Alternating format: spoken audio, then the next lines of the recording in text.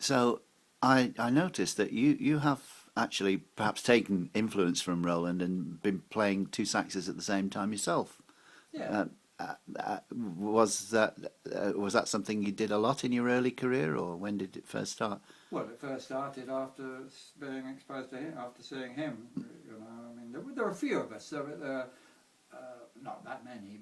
Dick Hexel-Smith was another one who used to do it. But, Yeah. I mean, we only ever did two.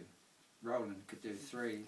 Yeah. And he could do three in all kinds of weird combinations. I mean, I've seen him play like tenor saxophone, soprano saxophone, and bassoon or something, or cor anglais at the same time. I mean, he also, for instance, even more bizarrely, he used to play the flute in his mouth and a nose flute up his nose at the same time.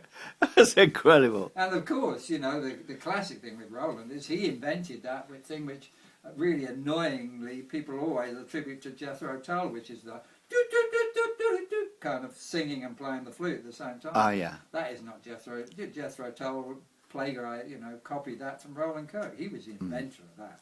Yeah. Above everybody. So I did a lot of that too. So kind of scat singing while you're playing. Yeah, well, you actually more than that. Well, yeah, but you're actually singing the same note. Same note that you're playing. Or even singing harmonies. You know, that's what Roland used to do. I used to do it a bit. I'm out of practice now, but you could sing a third or a fifth or something. No, I've heard you do that. Yeah, I've heard you do that. But he invented all that. You know, he was amazing, and the fact that he was totally blind too. You know. Yeah. I mean, he started off as a kind of cabaret novelty because he was blind, and I think that was one of the reasons that gravitated him towards playing all these instruments at once. But it could be overlooked that he's still, apart from all that, he's a phenomenal, wonderful musician. If he just played one instrument, he's still world class. So, you know, that can be overlooked.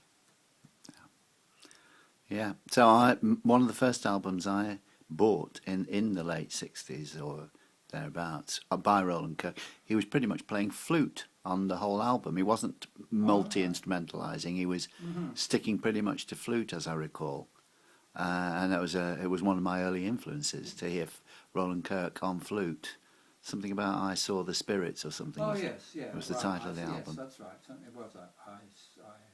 Something like that, and and it was No, very much flute, and that was a big influence on me. It made me love it. Yeah. Unsurprisingly, he's a fantastic flute player. That's the thing. Yeah. Exactly. You could take everything else away, and just his flute playing. Yeah, and I don't think he touched without a sax or any other No, instrument no. on that. Yeah. No, it's superb. I mean, he had an affinity for the flute, like I do. You know, more than sometimes more than the saxophone. There's something really special about the flute, and he was really original too.